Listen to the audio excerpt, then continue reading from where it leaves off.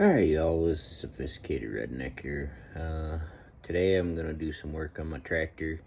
I'll take you along. A lot of people have bought these Summit hydraulic kits and they're kind of vague in the instructions, so I'm going to walk you through it with what I find and point out my little nuances about it, and we'll see what we come up with. Anyway, hang on tight. We're gonna go for an adventure. Hey y'all, a little different project for me today. I'm working on my tractor here, my Branson 2515R.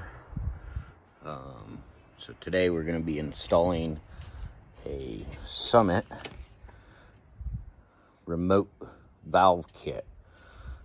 I went with a 2-spool because right now I think that's all I need.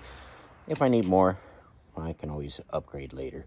So let me spin you around here and I'll show you this kit. I got it all laid out here so I can see what I got. And I'll kind of update you a little bit at a time here as to what parts go where and what I run into. Alright, so here's the kit. We got a bag of hardware, some fittings, some ends.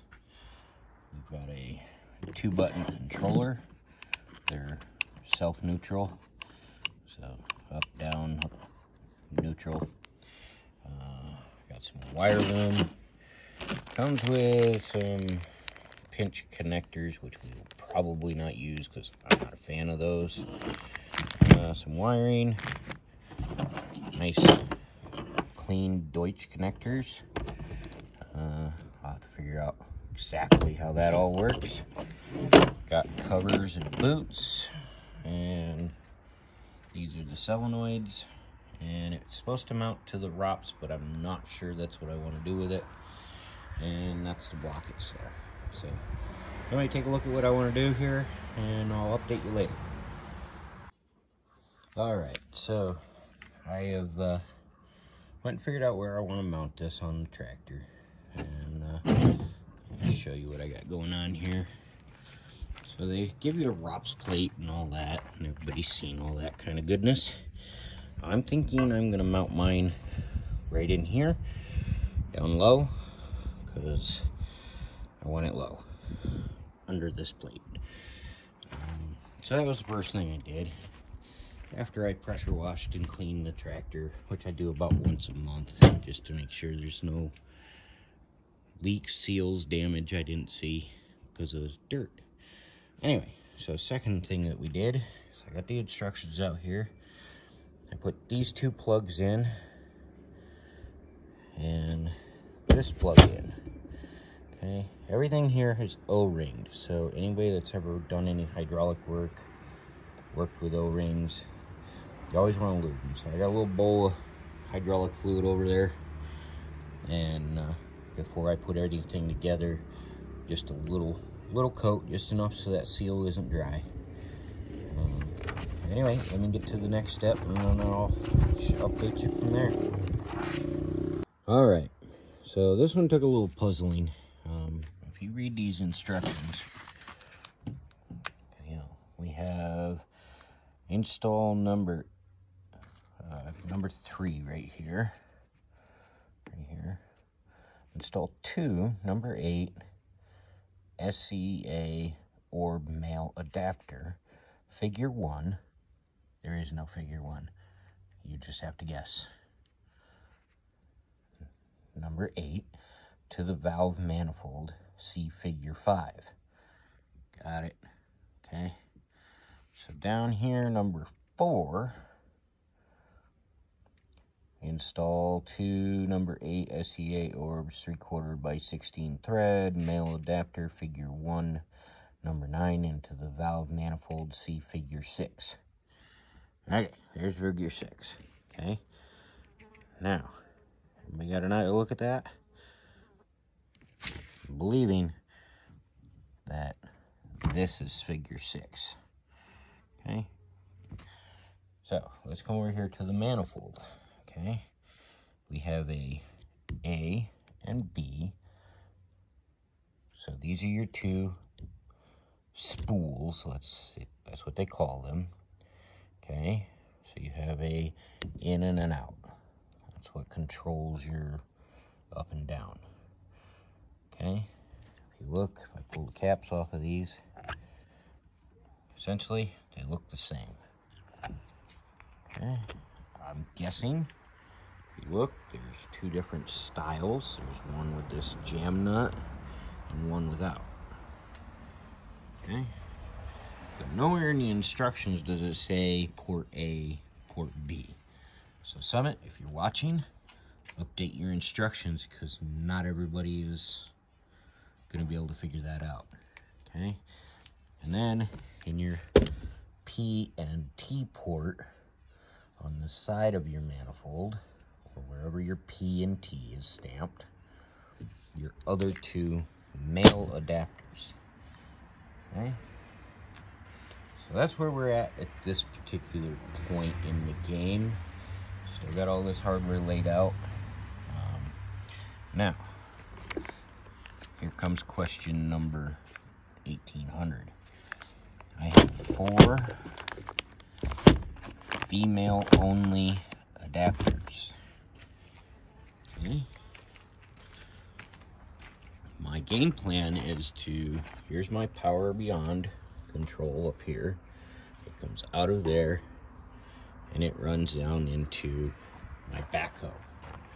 Okay, so I'm already set up with Power Beyond, but if I was to remove these caps, you'll find that one is male, one is female, which means that in order for me to make my system work the way I want it to, I will have to go get another end. Does that make all sense? It will when I'm done. I will explain it further. Alright, let me finish assembling this thing and I'll show you more what we got. Alright, well, I've been dinking with this for quite a while here.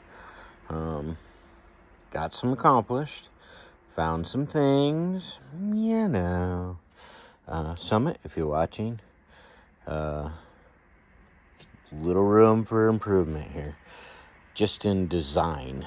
The instructions are vague at best. Let me turn you around. I'll show you where I'm at. And, you know, show you a few things that I found along the way that'll hopefully make your life better than mine was. Alright. Okay, so here's where we're at. We got everything all installed here. Got the valves on. Okay. Tip. If you look at the clearances here, you want to make sure you get these things on there before you put your valves on. Otherwise, you got to take your valves back off and tighten those down. Again, this is hydraulics. You got an O-ring there, so you don't have to smoke this stuff all the way to China. Snug will do. Okay. Make sure you get your little thing on there before you put your valve on, because this is where I'm finding a design flaw. I'm not 100% sure you'll be able to release that far enough because it hits the top of the valve. We're going to find out, I guess. If nothing else, we have to put an extension on it or something. But Summit, you know, just another 1/16 of an inch right there would do just fine. Okay. Then when you put your valves on, make sure you line them up. They've got an B, T, and A. And if you look on top of the valve, focus. Right here, AB, power, tank. Okay, so pretty simple, easy to figure out. No big rocket science there, because they work in either direction. So it'll just mean whichever direction your switches are, but put them in the same direction so that your switches work the same way. Anyway, so, and then come over here. I mounted mine here on the lower side of my romps. There should be more than enough room. I shouldn't have any hydraulics in the tire. You know, I should have enough to be able to not hit anything here. I've got that little hole there so I can run through if I need to. And then my switches, they make this nice little bracket coming out here. I bent mine toward the fender a little bit just so that I can get over my controls down there. So anyway, overall pretty good kit. Few rooms for improvement. So the next thing to do is to yeah, just run all this in there, and I'll get back with you as soon as I got that mounted. All right, let me give you a little update of what we got going on here. All right, so mounted my switch box up there. Just for another one of those, Summit, if you're watching, this bracket, the holes in it were too small to even use this, which was fine for me because I mounted mine a little bit different where it's comfortable for me. So I still got to tidy everything up, but this will come around here and zip tie up to there. Be nice and tidy and tight over here. Plenty of wire for anybody that's wondering. And then simply plug your ends in. If you notice, they're zip tied together. So, you know, A and B, 1 and 2, whatever. Make sure you get them mounted correctly, or else your system won't work. Okay, so